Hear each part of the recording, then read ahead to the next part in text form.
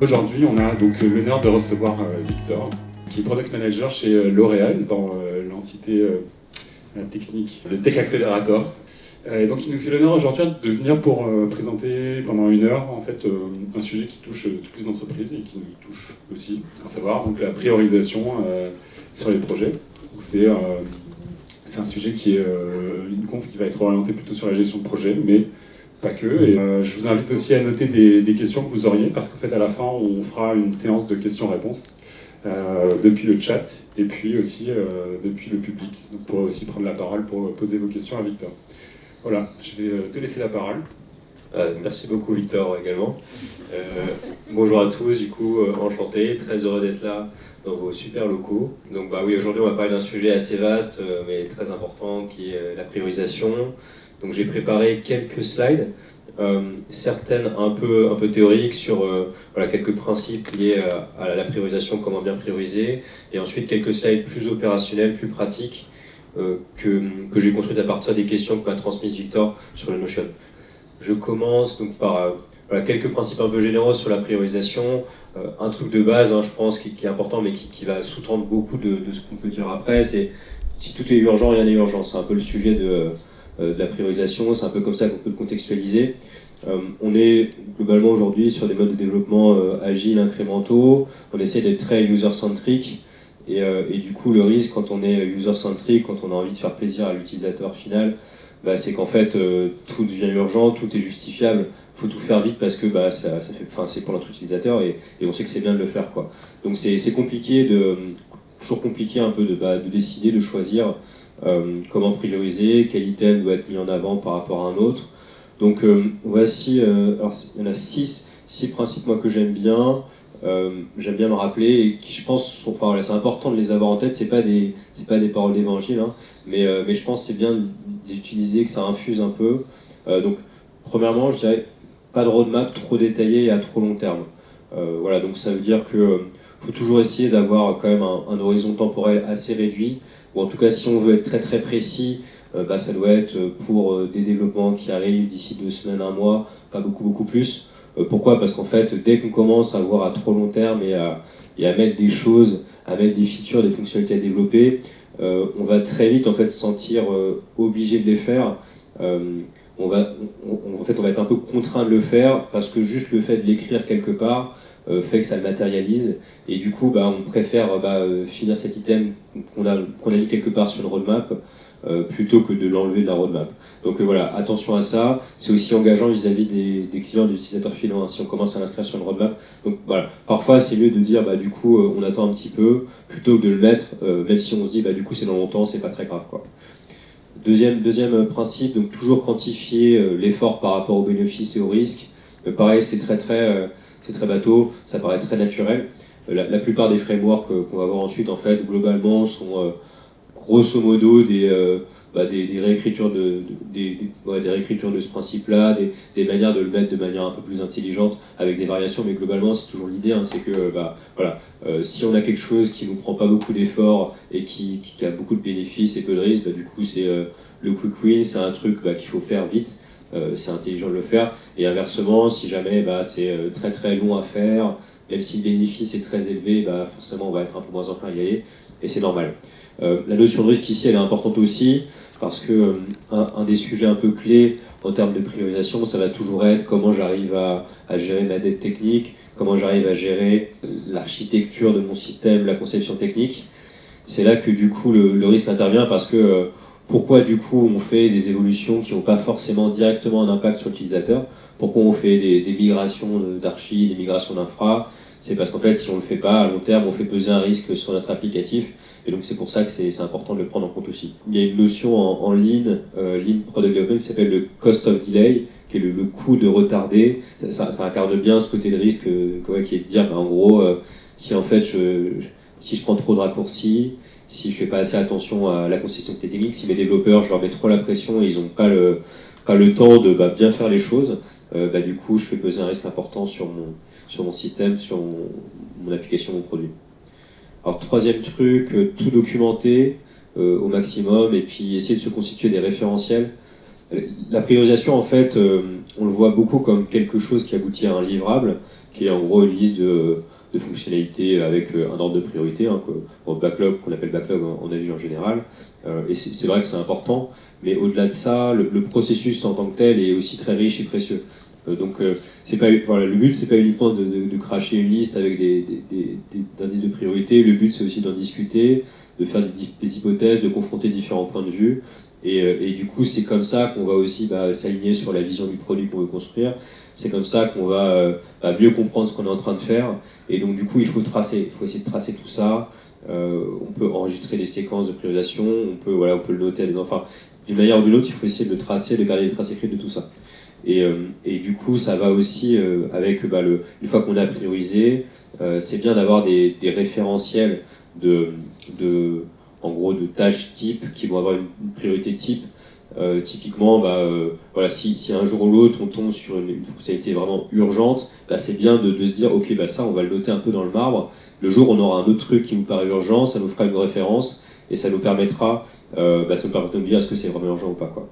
Donc constituer un référentiel très utile aussi parce que on va le voir quand on priorise, on va souvent essayer de quantifier en se disant ça va apporter telle valeur à l'utilisateur, et ça reste toujours des hypothèses qu'on fait en théorie. Et donc une fois qu'on a la pratique et les éléments, les datas pour objectiver, c'est utile de se dire tiens, on a fait telle hypothèse, on pensait que ça apporterait telle valeur et du coup en fait la valeur elle était peut-être plus ou moins élevée, et donc ça nous permet de grandir, d'avoir plus de connaissances et donc d'être plus efficace dans le temps sur la priorisation. Quatrième élément, partager à tous la méthode.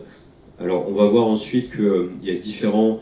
La priorisation elle n'est pas forcément avec tout le monde, il y a différents cercles, différentes audiences, mais globalement la démarche par laquelle on aboutit à cette liste de fonctionnalités qu'on veut construire, c'est bien d'expliquer aux gens comment on y a abouti.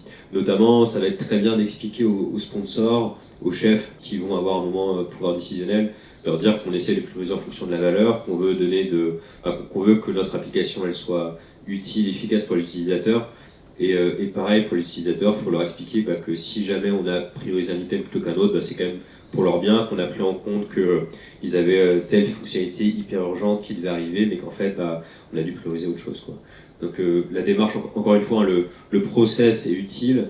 Le process a de la valeur en tant que tel, c'est pas uniquement le document à la fin avec la priorisation qui compte. Réévaluer régulièrement, donc ça va un peu sans dire, mais je pense que c'est important de le rappeler. Donc on est en agile, on fait de l'incrémental, et du coup on part du principe que notre niveau d'information à un instant T il est toujours inférieur au niveau d'information à l'instant T plus 1. Donc on apprend en continu, c'est normal, c'est comme ça que ça fonctionne, et donc nos priorisations elles sont forcément obsolètes ou fausses, et donc c'est normal, il faut les ajuster, il faut les réévaluer avec nos utilisateurs, avec nos sponsors, il faut le faire régulièrement. On va rentrer un peu plus dans le détail ensuite, mais voilà, c'est important de le rappeler. En fait, faire de l'agile en se disant donc je fais un backlog et je développe en sprint, c'est bien, mais il faut aussi se dire du coup ce backlog là je suis capable de le faire bouger en continu, et me dire que peut-être que je me suis trompé en pensant que telle chose était hyper utile et importante, en fait c'était moi, et c'est pas grave, encore une fois. Et enfin, alors du coup toujours évaluer en relatif, donc c'est lié avec l'aspect référentiel, mais c'est toujours se dire qu'il n'y a rien qui est urgent dans l'absolu, il n'y a rien qui est utile dans l'absolu. La priorisation, c'est toujours un choix entre différentes choses, et donc il faut faire bien attention à jamais, à toujours se dire est-ce que ça c'est plus important que ça, moins important que ça, par rapport à telle fonctionnalité qu'on a vue il y a 2 mois, est-ce que ça serait plus important ou moins. C'est utile en termes de raisonnement, ça nous fait réfléchir, ça suscite de la discussion, et puis par ailleurs c'est une manière aussi de jamais être trop hors sol, de jamais être j'ai 10 trucs hyper urgents, il faut absolument que je les sorte. En fait, si on évalue en relatif, ça permet toujours de relativiser, en l'occurrence. Donc voilà, 6e principe. Et donc du coup, là c'est un peu l'esprit, mais toujours se demander quel est le problème qu'on résout. Donc quand on parle de priorisation, très vite en fait, on peut tendre à essayer de construire une sorte de liste de fonctionnalités qu'on va ordonner dans le temps. Et attention, parce que faire ça nous pousse à avoir un raisonnement très orienté solution, fonctionnalité, donc l'outil que je développe. Et il faut toujours avoir une posture problème, c'est-à-dire l'important c'est pas ma technologie, ma fonctionnalité, ma solution, l'important c'est le problème que je suis en train de résoudre pour mon utilisateur. Parce que l'utilisateur, en fait, tu peux lui donner n'importe quelle solution qui résout son problème, il en sera content. Par contre, si tu as une solution qui est super technologiquement mais qu'elle ne répond pas à son problème, ça ne marchera pas, il ne sera pas content. Alors du coup, un petit rappel sur quelques grands frameworks de priorisation. Donc rapidement, alors, parce que du coup, voilà, on va rentrer un peu plus dans le détail ensuite, mais globalement là, ils sont plutôt orientés par, on va dire, complexité et également ancienneté du framework. En gros, je dis complexité parce que les trois premiers sont bien dans 300 complexité. Moscow, je l'ai mis en quatrième, c'est un truc un peu plus ancien pour moi, qui est un peu plus obsolète, mais c'est important de le mettre en termes d'histoire de la priorisation. Donc sur les trois premiers, le critical path, donc ça c'est extrêmement radical, hein. Je pense que ça marche très bien en phase assez early stage. C'est quelle fonctionnalité est indispensable pour mon produit. Voilà, c'est quoi le truc qui fait que si j'ai pas ça dans mon produit, les gens vont pas l'acheter.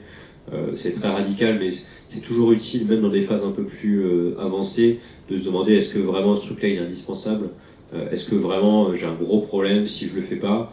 Et en fait, souvent quand on se pose ces questions-là, on voit que dans 80% des cas, la fonctionnalité qui paraît hyper indispensable, hyper utile, en fait on peut un peu s'en passer, on peut un peu la reporter, on peut se dégager un peu de marge de manœuvre.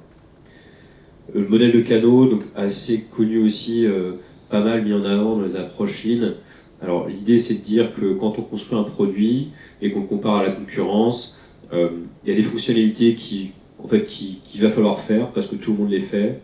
Il y a des fonctionnalités que si elles ne sont pas faites vont faire que ça va vraiment nous porter préjudice, donc on est vraiment obligé de les faire. Et il y a des fonctionnalités qui vont nous permettre de distinguer des autres.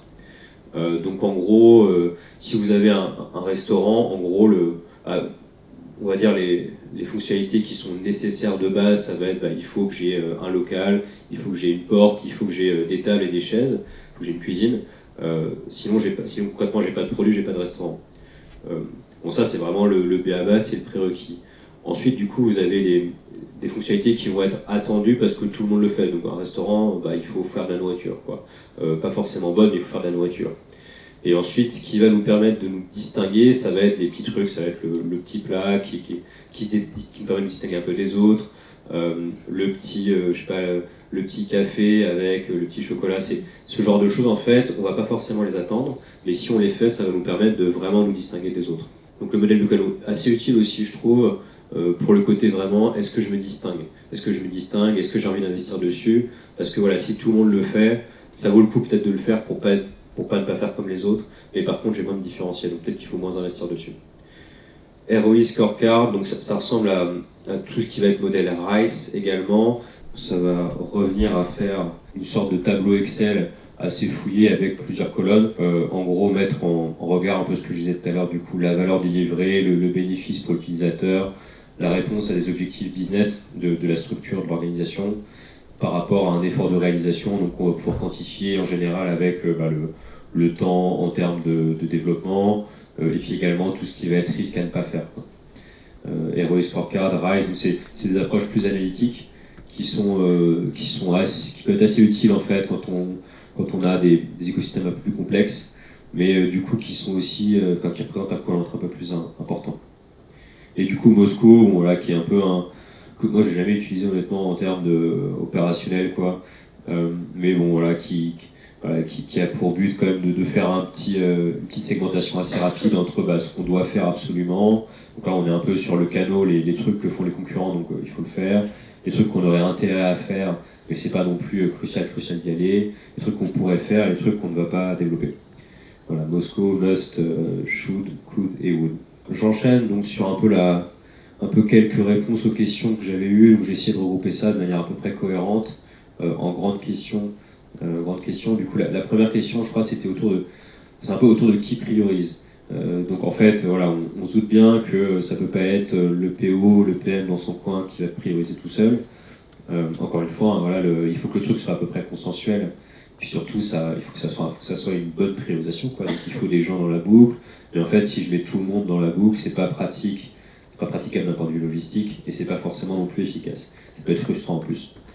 Donc ce que je définis là, c'est deux cercles, je pense, de priorisation qui vont être des gens qui vont avoir leur mot à dire à un moment ou à un autre, mais avec une intensité, avec un impact un peu différent. Dans un premier temps, je pense qu'il y a le premier cercle, Donc là, premier cercle, c'est vraiment l'équipe produit, l'équipe cœur. Donc ça va être le product owner, le product manager, les développeurs, les designers. Donc des gens qui vraiment passent du temps pour construire le produit au jour le jour. Le premier cercle. C'est important d'avoir les développeurs dedans.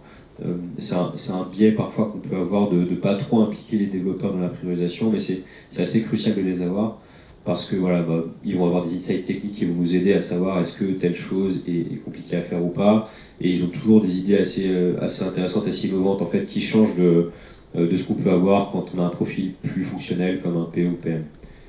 Et du coup, on a le second cercle, donc qui est un second cercle, mais qui n'en reste pas moins vraiment important. Dedans, je mets les utilisateurs et les sponsors. Donc, utilisateurs, c'est vraiment ceux qui vont utiliser notre produit à la fin. Le sponsor, une manière assez simple de le définir, c'est de toute personne qui a droit de vie et de mort plus ou moins sur le produit. Donc, ça peut être le chef de la structure, ça peut être le legal, ça peut être, si on est dans un contexte où l'acheteur et l'utilisateur sont différents, ça peut être l'acheteur final à la fin. Donc, en gros, dans ce second cercle, c'est des gens qu'on va pouvoir solliciter, mais pas non plus de manière hyper récurrente, hyper régulière, mais qu'il va falloir inclure d'une manière ou d'une autre dans notre priorisation. Alors, en termes de comment je priorise, je dirais que une manière à peu près simple de faire qui fonctionne plutôt pas mal, c'est le premier cercle assez régulièrement, donc toutes les 2 semaines, ça peut être soit un backlog grooming, backlog refinement, ça peut être à un autre moment en fin de sprint. Mais je dirais quand même que globalement, c'est bien toutes les 2 semaines de se dire qu'est-ce qu'on priorise, est-ce qu'on priorise bien, est-ce qu'il faut qu'on fasse évoluer nos priorités. Quand on est, je trouve, les mains dans le cambouis, en fait, c'est bien de prendre ce temps-là quand même de temps en temps, de se dire toutes les 2 semaines, est-ce que ce qu'on fait ça a du sens, est-ce qu'on se dit qu'on va dans la bonne direction ou est-ce qu'il faut qu'on change. C'est pas forcément un truc hyper formalisé, hyper officiel, hyper long, mais c'est important de se poser ces questions-là. Et de sortir la tête du guidon régulièrement. Et donc, deuxième cercle, alors je dirais un truc entre tous les mois, 2 mois, 3 mois, essayer d'inclure en fait ces personnes externes qui sont pas les mains dans le cambouis au jour le jour, mais quand même prendre leur insight, prendre leur avis. Alors, ça peut être différent entre l'utilisateur et on va dire vraiment les chefs.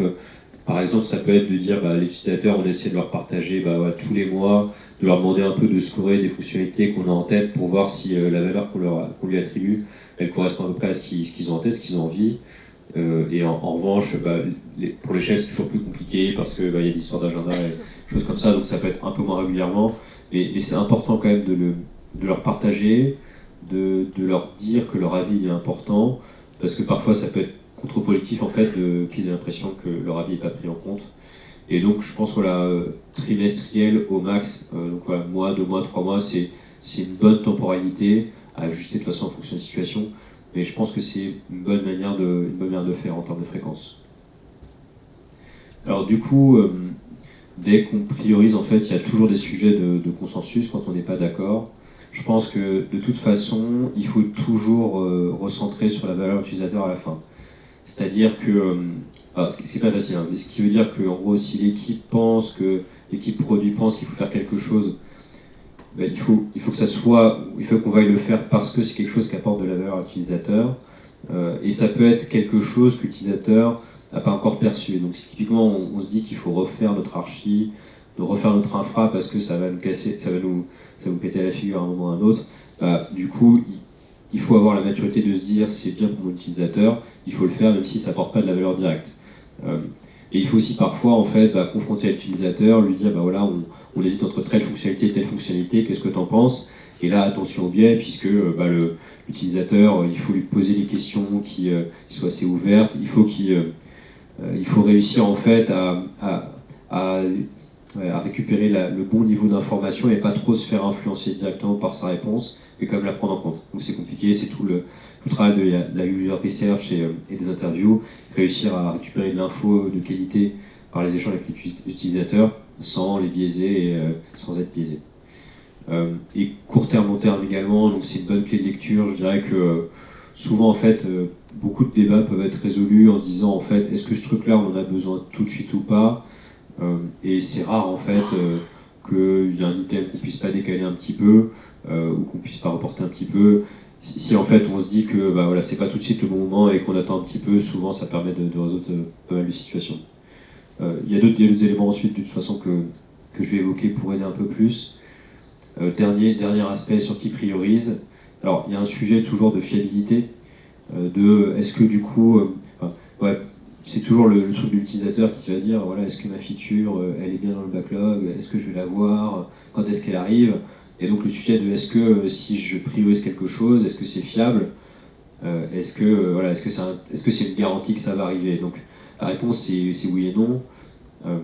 La prio est toujours relative, encore une fois, donc en fait, c'est pas parce que quelque chose est mis à un moment dans le backlog et qu'on a prévu de le faire que forcément c'est sûr qu'on va le faire au moment où on l'a plus ou moins planifié, quoi. Parce que du coup, il y a peut-être des choses plus importantes qui vont arriver, peut-être qu'on va se rendre compte qu'on n'a pas parfaitement priorisé.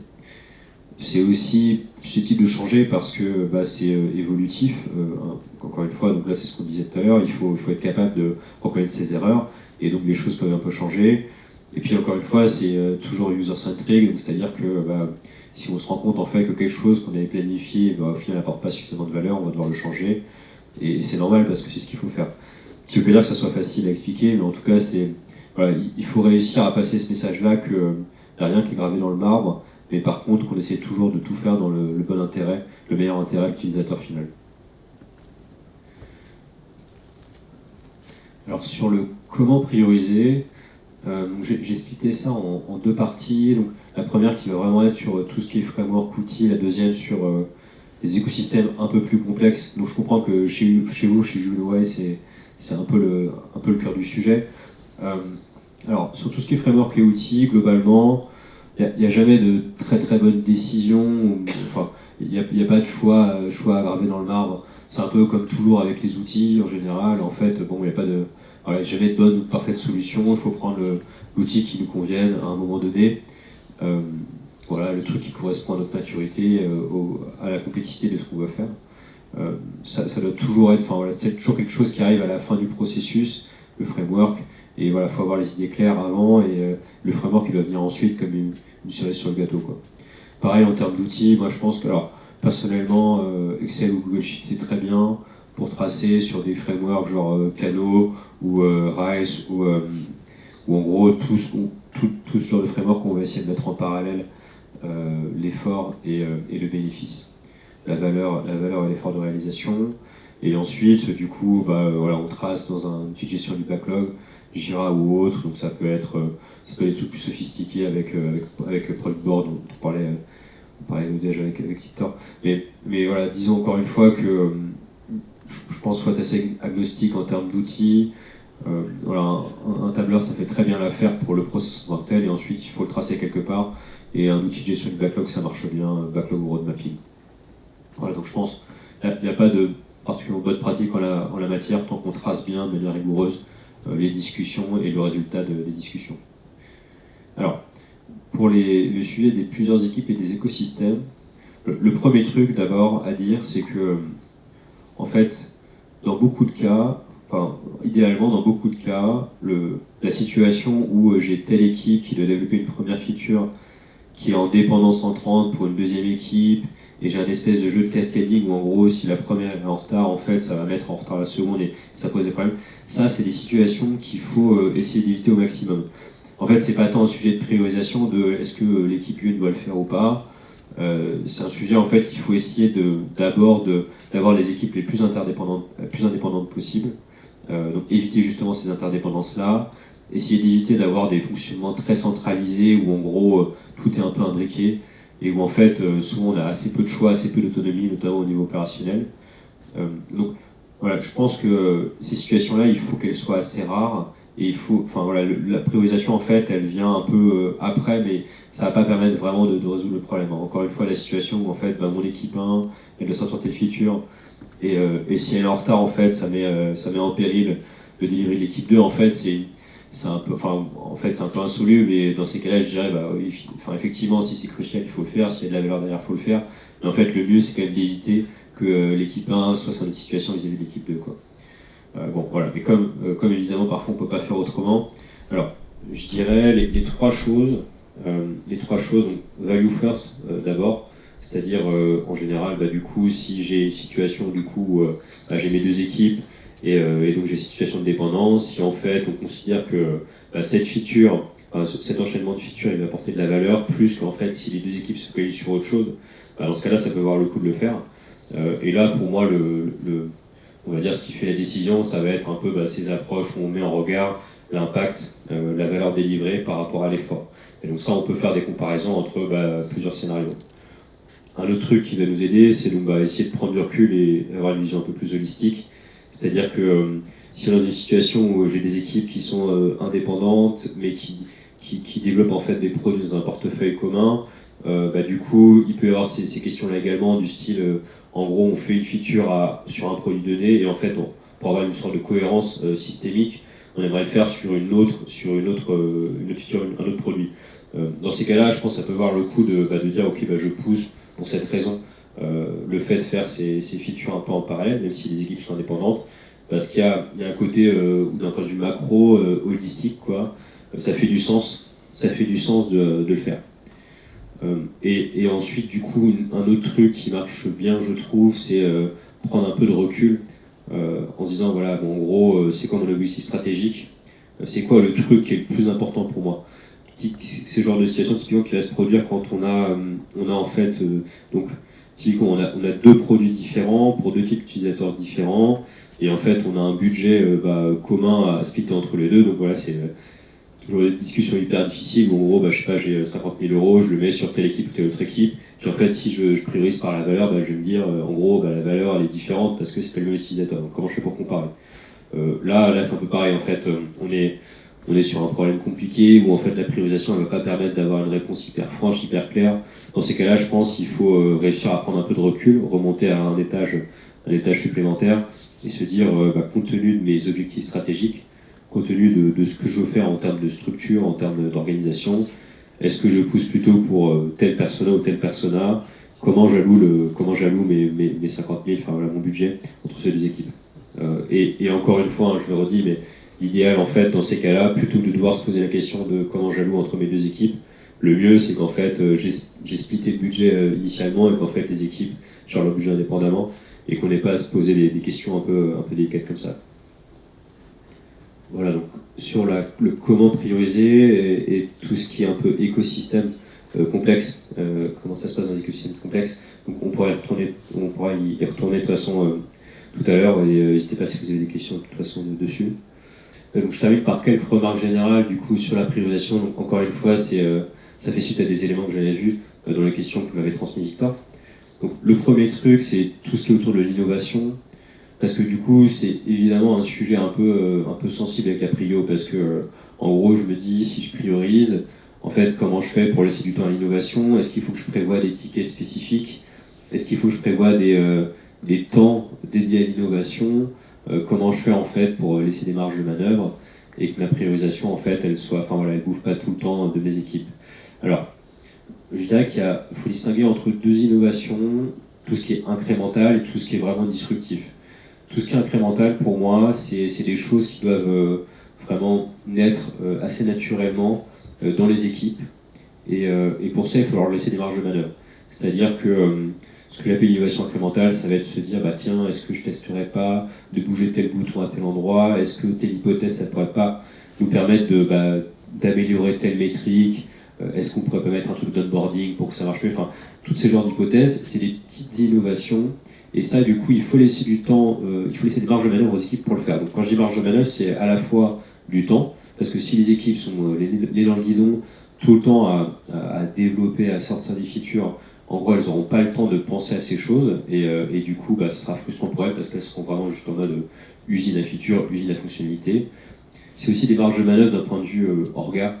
C'est-à-dire qu'il faut laisser la liberté, il faut accepter de se dire, mes équipes, elles vont tenter des choses, et peut-être que ça ne marchera pas. Peut-être que du coup, on aura fait une hypothèse qui est pas confirmée, mais peut-être que parfois ça va marcher, ça va fonctionner, et du coup, c'est un peu ça l'innovation en gros, on fait des tests et puis on apprend, et puis quand ça marche on est content, et quand ça marche pas on a appris un truc. Donc voilà, il faut laisser ces marges de manœuvre, il faut du temps et un peu une sorte de liberté de tester et d'échouer pour les équipes. Donc pour moi ça couvre pas mal tout ce qui est innovation incrémentale sur le produit, où on va innover, tester de nouvelles choses. Tout ce qui est innovation disruptive c'est un peu plus compliqué, parce que pour le coup effectivement c'est pas en laissant un peu de temps, en laissant plus de marge de manœuvre qu'on va réussir vraiment à inventer des gros trucs, des choses qui vont complètement changer, amener des changements hyper structurants. Donc dans ces cas-là, je pense que le mieux, c'est de dédier des temps, des moments. Donc ça peut être, en safe, typiquement en agile à l'échelle, il y a ces 2 semaines normalement à la fin d'un gros incrément qui sont dédiés à faire de l'innovation. Pourquoi pas. Moi, ce que j'aime bien plutôt, c'est tout ce qui approche Kaizen du Lean, où en gros, Kaizen, c'est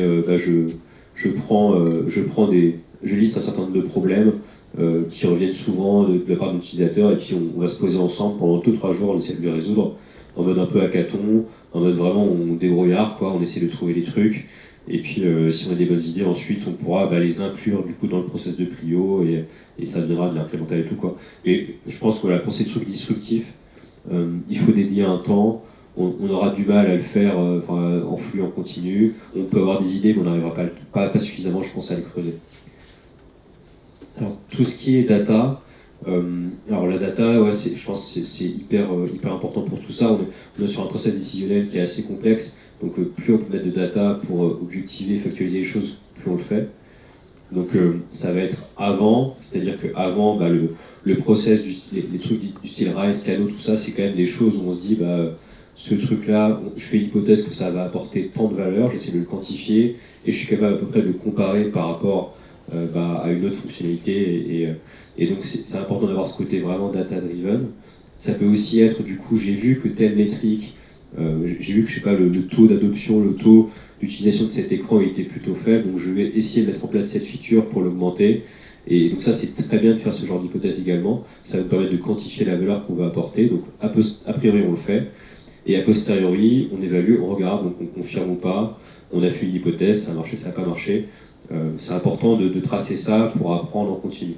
Par exemple, il y a tout ce qui va être A/B testing, où du coup vous allez mettre en parallèle 2 fonctionnalités, et on va pouvoir voir est-ce qu'une fonctionnalité marche mieux que l'autre. Ça va nous permettre d'avoir du quantitatif, de la data, pour prendre une décision sur du coup je mets celle-ci finalement, ou je mets l'autre.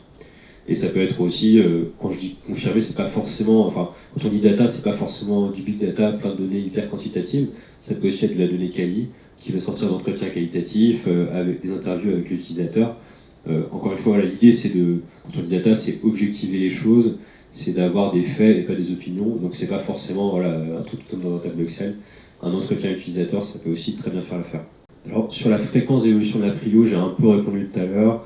Donc voilà, je dirais qu'il y avait donc le côté 2 semaines avec le premier cercle, et puis plutôt 1 ou 2, 3 mois avec le deuxième cercle et les sponsors. Je pense qu'il faut aussi se laisser faut se dire vraiment que s'il y a une vraie urgence, il faut le faire tout de suite. On se laisse la possibilité de le faire. C'est pas forcément, je pense, que c'est pas forcément le cas où on a le gros bug en production qui a cassé la plateforme. Bon là, c'est évident qu'on va le résoudre parce que le truc marche plus. Ça peut être aussi vraiment où on a le sentiment qu'il y a un truc qui va vraiment être structurant pour nous, une hypothèse qui va nous permettre vraiment d'améliorer énormément notre produit, et on se dit que c'est trop important pour ne pas le tester rapidement, quoi. Et dans ces cas-là, c'est important de se laisser la possibilité de le faire. On fait de l'agile aussi pour ça, pour réussir à perdre le moins de temps possible, qu'il y ait le moins de déchets en fait dans notre processus. Et donc dans ces cas-là, il faut le faire, il faut se laisser la possibilité de le faire. C'est rare, encore une fois, si tout est urgent, rien n'est urgent, mais il faut se laisser cette marge de manœuvre-là. Et alors, enfin, du coup, il y avait un sujet, j'avais une question sur un peu les grosses difficultés que je pouvais avoir. Les 2 grosses difficultés auxquelles j'ai été le plus confronté, c'est backlog trop rempli et le fait d'objectiver les discussions. Donc, backlog trop rempli, c'est assez classique, c'est assez courant dans les structures qui ne sont pas encore hyper matures en termes d'agilité, de software, de product management. C'est le côté en fait où on va privilégier le fait de construire une solution, construire un livrable sous forme de produit informatique, parce que c'est un truc que les chefs vont pouvoir montrer, un truc tangible. On va privilégier ça au fait juste de réfléchir à quel est le problème que je veux résoudre, quel est le product market fit, est-ce que j'ai réussi à l'atteindre. Et donc c'est compliqué dans ces situations-là parce que le chef qui n'est pas hyper sensibilisé au sujet, si on le dit juste, j'ai compris le bon problème que je veux résoudre, en fait, c'est pas un truc très très tangible. C'est pas un truc qu'il va pouvoir expliquer ou montrer à sa chef. ou à son chef, alors que si jamais c'est une application informatique, il va pouvoir faire des démos, il va pouvoir montrer ça, il va pouvoir dire il y a les lignes de code derrière. Il y a un côté un peu plus, un peu plus visuel, un peu plus matériel, quoi. Donc c'est la difficulté. En général, ce qui marche là-dessus, c'est l'argument financier. En gros, c'est juste de dire que si jamais en fait on va trop vite en delivery, on se met trop de trucs dans le backlog, en fait à un moment on jette de l'argent par la fenêtre, quoi, parce que on investit sur quelque chose qui a un retour sur investissement pas très élevé, quoi. Donc c'est souvent la manière de le dire. Ça pour le coup les chefs entendent bien, d'expliquer que c'est pas rentable financièrement qu'on dépense de l'argent, mais pas intelligent. Ça c'est la première difficulté. Donc deuxième, sur l'objectivation des discussions, c'est difficile donc de quantifier la valeur. En gros, on peut mettre tous les process du monde en place où en fait on se dit du coup on fait bien l'utilisateur, on va lui faire noter des features, on va les faire comparer un relatif. C'est quand même difficile d'objectiver ces choses-là. C'est pas évident. Alors moi là-dessus, c'est une difficulté qui est assez courante, quoi. Moi là-dessus, ce qui marchait bien, c'était en fait, je dirais, c'est de pas arnaquer les gens, de pas les prendre pour des idiots, juste leur dire en gros, à la fin, ce qu'on veut, c'est sortir un produit qui soit utile pour tout le monde. Et donc du coup, est-ce que ce truc-là, dont tu me dis que c'est une valeur hyper élevée, est-ce qu'en fait, vraiment, c'est pas un truc qu'on peut un peu décaler dans le temps? J'avais souvent ce sujet par le passé j'avais un interlocuteur, il voulait toujours me pousser ses features, et en fait, il mettait beaucoup de pression à chaque fois, et en fait, à chaque fois que j'allais le voir, je creusais un petit peu, et puis du coup, je lui disais, non mais vraiment, est-ce que c'est important comme truc? Et puis elle me disait, non, c'est vrai que c'est pas très grave si on fait pas maintenant. Voilà, on arrivait toujours à trouver des marges de manœuvre pour décaler le truc. Je pense dans ces cas-là, faut prendre les gens pour des adultes, et ça marche pas trop mal. Ça marche pas trop mal pour le faire, quoi. Alors du coup, je termine juste rapidement. Ça, de toute façon, on vous en verra après, de toute façon, j'imagine. Du coup, ça, c'était 3 références, 3 livres que j'ai beaucoup aimés sur le sujet, qui m'ont aidé. Il n'y a pas de livre, je n'ai pas vu en tout cas de vrai livre qui s'appelle La priorisation de A à Z. Ça, c'est 3 trucs qui m'ont beaucoup aidé. Alors, Roadmap Relaunch, c'est tout ce qui va être autour de la roadmap, comment je planifie une fois que j'ai à peu près priorisé. Donc c'est utile parce que du coup, une fois que j'ai priorisé, l'idée c'est comment je réussis à stratégiser ce truc et à le faire matérialiser dans le temps. Lean Startup, c'est un bouquin très connu. Ce qui est très fort dans ce livre, c'est vraiment le côté, comment je fais pour tester vite les choses et bien prioriser pour en fait pas perdre de temps, pas perdre d'argent. Et je trouve qu'il y a une manière de l'expliquer qui est vraiment excellente, quoi, qui est très impressionnante et c'est très convaincant. Et alors le troisième livre qui est autour en gros ce qu'on va appeler le Lean Product Development, Lean Software Development. Donc comment j'applique le Lean qui est une discipline plutôt industrielle à la base, Toyota dans les années après la Seconde Guerre mondiale. Comment je l'applique au monde du logiciel et notamment donc Reinhardson, il creuse beaucoup les aspects de cost of delay, de tout ce qui est WSJF, si vous connaissez peut-être, mais en gros qui va revenir à je quantifie l'effort, je quantifie la valeur par rapport à l'effort. Donc c'est un bon livre là-dessus, je trouve. Il y a beaucoup d'autres choses dedans, mais je trouve qu'il a beaucoup creusé sur ce sujet-là pour aider justement dans des cas concrets de priorisation, et c'est assez parlant et assez utile. Et je vous ai mis aussi du coup un doc, une matrice en fait. L'idée c'est de se dire que le framework qu'on veut prendre quand on veut choisir un framework de prio, en fait il va dépendre de 2 choses. Le type de data qu'on va pouvoir mobiliser en termes d'input dans mon processus de priorisation, donc plutôt quali, plutôt quanti, et le niveau de validation dont on a besoin pour notre priorisation. Donc là typiquement, si on est sur des applications plutôt métiers, on a un niveau de validation qui est plus fort. Inversement, si on est sur des applications plutôt B2C, ce sera peut-être un peu moins fort. Voilà, c'est à peu près, c'est tout pour moi. Merci beaucoup Victor pour cette présentation. Donc dans le chat pour l'instant, il n'y a pas encore de propos de la pause fort. Je vous propose dans le public, si vous avez des questions, de vous faire passer le micro et de permettre à Victor de vous répondre. Merci pour ton intervention, Victor, déjà. La question que j'avais, en fait, c'est est-ce que tu as déjà été confronté à devoir prioriser entre des clients qui ont des besoins, on va dire, contradictoires? Je réexplicite la question. En fait, nous, chez Unreal, on a une particularité, c'est que nos clients, nos acheteurs sont un peu différents. Et donc, on va avoir parmi nos clients les collectivités qui achètent le matériel et qui ont des intérêts divergents des utilisateurs, qui sont en fait les enseignants. Et donc du coup, parfois, les priorités sont vraiment antagonistes. Et donc, dans une configuration comme ça, est-ce que déjà tu as été dans une configuration comme ça là, et comment on pourrait trouver le juste équilibre au niveau des prios dans une telle condition? Alors, j'ai jamais été précisément dans cette situation-là, mais en gros, ça peut être un truc assez classique de, en gros, le donneur d'ordre qui se fait une idée du fonctionnement sur le terrain, et puis en fait, le fonctionnement sur le terrain qui a pas grand-chose à voir avec l'idée qu'a le donneur d'ordre. Donc, je pense, donc ça, c'est la première grande typologie de cas où ça va intervenir. À mon avis, dans ces cas-là, alors, en fait, je pense que, encore une fois, c'est un problème qui est plus profond que juste la priorisation. Puisqu'en fait là le sujet c'est que le donneur en fait il pense savoir ce qu'il faut faire, mais en fait il le sait pas parce qu'il est pas au concret quoi.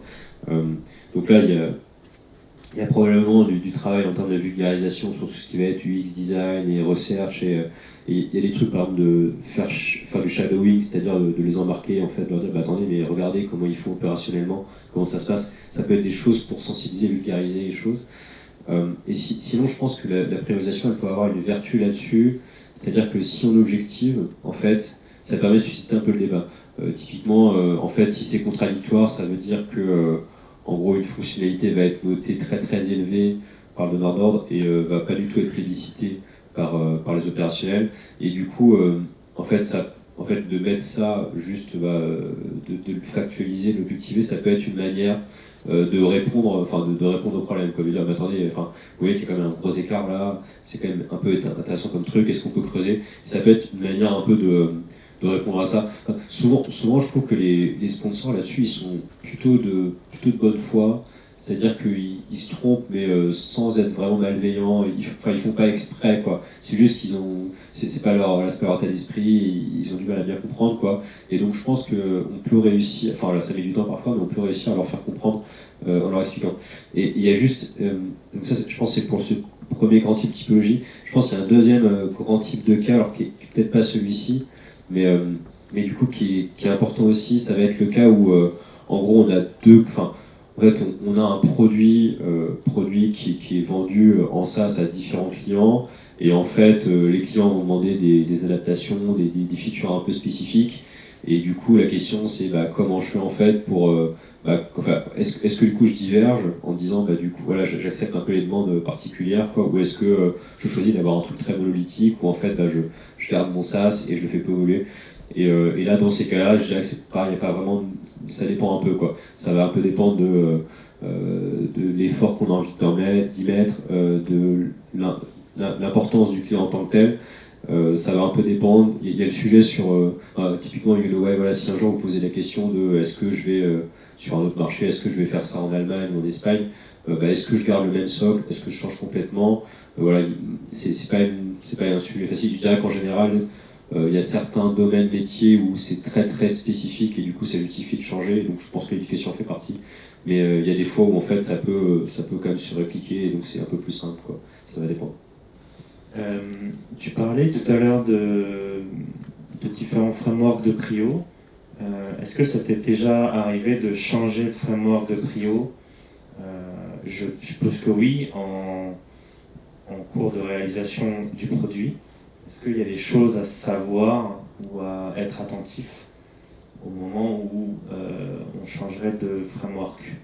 Je pense que déjà, faut pas se l'interdire. C'est important de ne pas se laisser enfermer. Ça reste un outil comme un autre, et donc il faut jamais être prisonnier de ces outils. Je dirais que dans ces cas-là, alors, en fait, les deux conseils que je donnerais, c'est faut vraiment y aller d'un coup, du jour au lendemain. Enfin, faut pas trop tergiverser. Faut vraiment essayer d'éviter un mode hybride où en gros En fait, j'ai du truc en parallèle. C'est un peu comme changer d'outil de backlog comme Jira ou comme ça, quoi. Enfin, on peut le faire, mais du coup, quand on le fait, il faut le faire vraiment sérieusement et on mixe d'un coup et voilà, on change vraiment de manière de penser du jour au lendemain. Donc, tu vois, c'est le premier conseil. Et le deuxième truc, c'est ça peut avoir le coup, dans ces cas-là, du coup, d'investir un peu sur alors soit un référentiel, soit une sorte de matrice de correspondance entre les deux frameworks pour réussir quelque part à un peu faire le lien entre l'ancien framework et le nouveau framework, ou le nouveau et l'ancien, pour pouvoir pas complètement perdre le patrimoine de connaissances qu'on a accumulé en utilisant le précédent framework. Et ça, je pense que ça peut pas trop mal se faire. Enfin, même si on passe d'un canot à un truc plus analytique comme Rice ou ROI Scorecard, de se dire, bah tiens, celui-là, en fait, cette fonctionnalité qui est vraiment delighter, un truc vraiment génial qui nous permet de distinguer, bah, comment on le quantifierait en ROI Scorecard et inversement. Ça permet, je trouve, d'avoir différents angles d'approche et du coup, une diversité de points de vue qui je pense, peut être pas mal et intéressante. Moi, c'est pas sur la priorisation, c'est plus, est-ce que tu peux expliquer ce que tu fais à la tech en fait, il y a quoi derrière c'est quoi les types de produits que vous développez? Ouais, avec plaisir. Alors du coup, donc L'Oréal, je pense que vous connaissez tous, boîte de cosmétiques historiquement, donc on vend plutôt des shampoings, des crèmes et des parfums. L'Oréal se dit il y a quand même quelques années que le digital c'est bien, il faut investir dessus.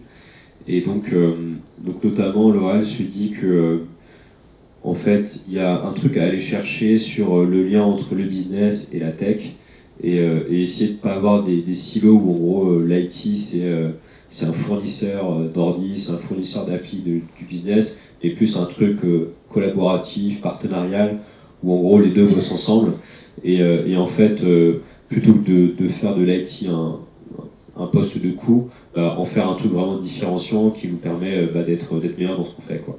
Et donc du coup en gros L'Oréal a inventé un truc qui s'appelle la beauty tech, encore qui existe un peu plus longtemps qui a existé avant que L'Oréal utilise le brand et voilà. Mais voilà, l'idée c'est de se dire je mets la tech au service de la beauté. Et donc une des choses qui a résulté de un peu ce changement de posture, c'est la création du Tech Accelerator. Donc c'est une entité dans laquelle je suis, qui est une sorte de mini entité, mini software factory, qui va aller bosser avec différentes entités du groupe pour les aider à développer en mode produit, en mode agile, des applications avec des briques d'IA, de machine learning, avec des nouvelles manières de bosser, de l'UX, et donc en essayant de faire ce lien en gros entre le business et la tech, et voilà vraiment utiliser la tech comme une manière de se différencier et d'être plus efficace en tant que boîte de cosmétiques. Donc typiquement une manière, pour être plus concret en fait, en général on le distingue entre la partie tech où je fais vivre des expériences de beauté nouvelles à mes consommateurs, des expériences encore plus mémorables. Donc là typiquement un des trucs qu'on fait nous c'est des applications mobiles où tu vas pouvoir scanner ton visage et en fait il va te dire t'as tel signe ici de vieillissement, t'as telle ride ici, t'as les bajoux qui tombent un peu, et donc on va te recommander des routines de beauté, on va te dire fais attention à ci, fais attention à ça. Ça c'est du coup c'est des trucs qui sont sur internet d'ailleurs, qu'on peut trouver assez facilement. Donc voilà, vraiment essayer de se dire les consommateurs, on va changer le rapport à la beauté, utiliser la tech pour la rendre plus immersive, plus adaptée, plus personnalisée. Et ensuite on va aussi avoir la partie employé. C'est-à-dire que on va essayer d'utiliser la tech pour rendre les employés plus efficaces. Donc moi typiquement un des trucs sur lesquels je bosse pas mal, c'est tout ce qui est recherche en cosmétique chez L'Oréal. Donc on a des chercheurs qui mélangent des produits chimiques, mélangent des molécules, des ingrédients pour du coup créer des crèmes, des parfums, des shampoings.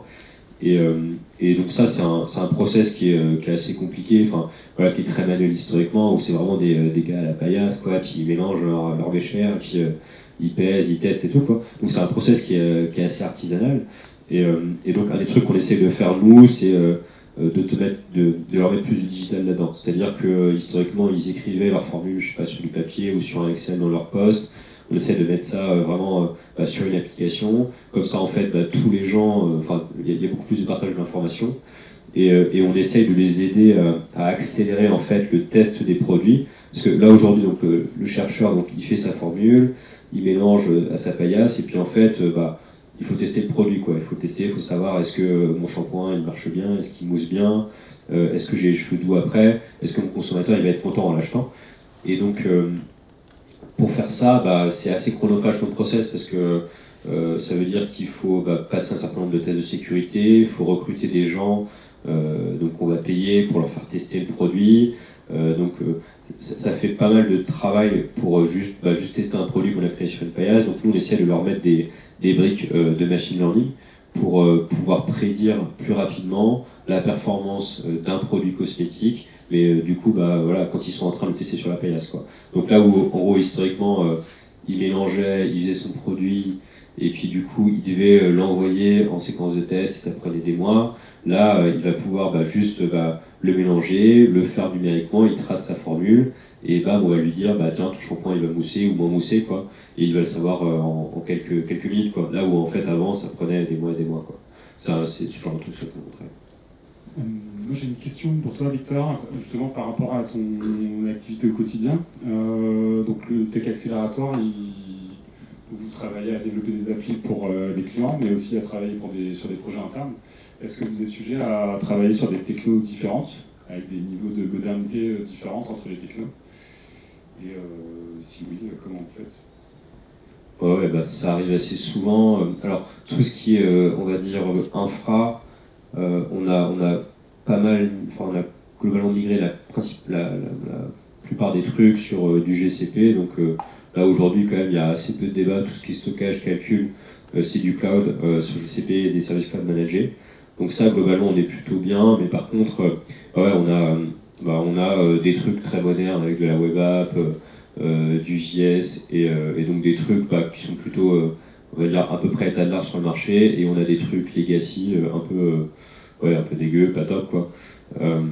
Du coup en gros en fait l'arbitrage qu'on fait souvent c'est de se dire quand on crée c'est quand on va répondre à un besoin sous forme de fonctionnalité. La question c'est est-ce qu'on crée une nouvelle appli, donc moderne, web app et tout, ou est-ce qu'on va s'inscrire dans le paysage legacy existant.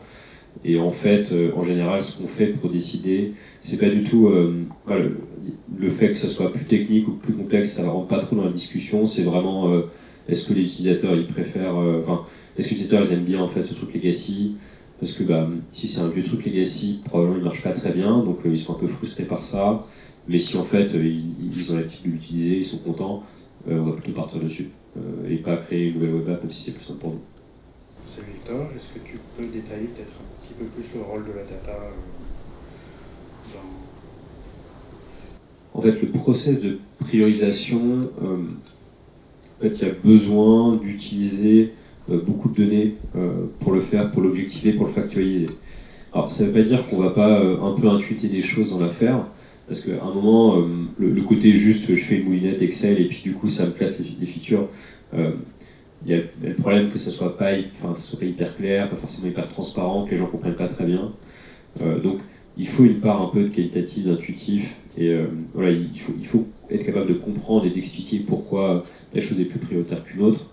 Mais en revanche, je pense qu'il faut quand même aussi avoir de la data, objectiver, factualiser les choses. Donc ça veut dire il faut essayer de vraiment quantifier quand on veut prioriser une feature, pourquoi on le fait, quel est l'effort qu'on anticipe, quel est le risque à ne pas le faire, quelle est la valeur qu'on va délivrer. Il faut se forcer à se poser ces questions-là, à les objectiver, parce qu'en fait ça nous pousse à les objectiver, ça va nous faire réfléchir sur ces sujets-là. Il faut le tracer aussi, parce qu'après ça nous crée une base de données c'est de la connaissance collective qu'on accumule, donc hyper important dans toute la phase vraiment amont. Et pour moi, il faut confronter ensuite en aval, c'est-à-dire que si on s'est dit que telle fonctionnalité elle a généré beaucoup de valeur, et c'est pour ça qu'on l'avait priorisé, il faut vraiment voir si c'est confirmé derrière, quoi. Et donc là, il faut de l'analytics, c'est-à-dire c'est des d'utilisation, c'est un certain nombre de données comportementales de l'utilisateur qui vont nous permettre de dire du coup on a eu raison de la mettre en avant ou pas. Et comme je disais, il y a du truc très quantité, c'est-à-dire c'est les applis, les trucs de supervision, monitoring classique, genre Google Analytics par exemple, qui te permettent de tracer ces choses-là. Ça peut aussi être du quali, au sens où il faut pouvoir aussi objectiver en parlant avec les utilisateurs sur est-ce que telle chose a été bien perçue ou pas.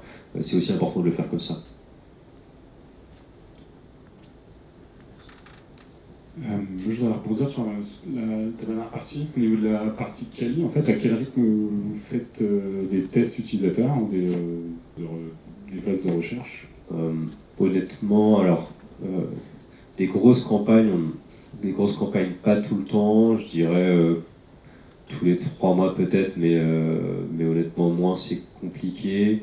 Et par contre, en tant que PM, alors designer je ne saurais pas trop dire, mais en tant que PM, j'essaye quand même d'avoir du contact quali avec idéalement un utilisateur toutes les semaines, un truc comme ça.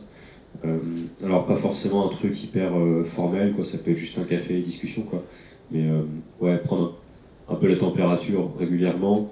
Donc faut pas que ça soit ça a l'air trop d'être un entretien, mais essayer quand même un petit peu de poser 2-3 questions un peu ouvertes, pas trop biaisées, c'est pas mal quand même, je dirais. Mais voilà, dans les grosses campagnes, quand même c'est compliqué à faire, c'est un peu chronophage, donc on peut pas en faire tout le temps, quoi.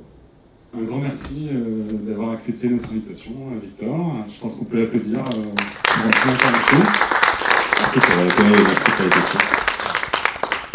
Et puis merci à tous d'avoir suivi ce nouveau rendez-vous de chez Unoway.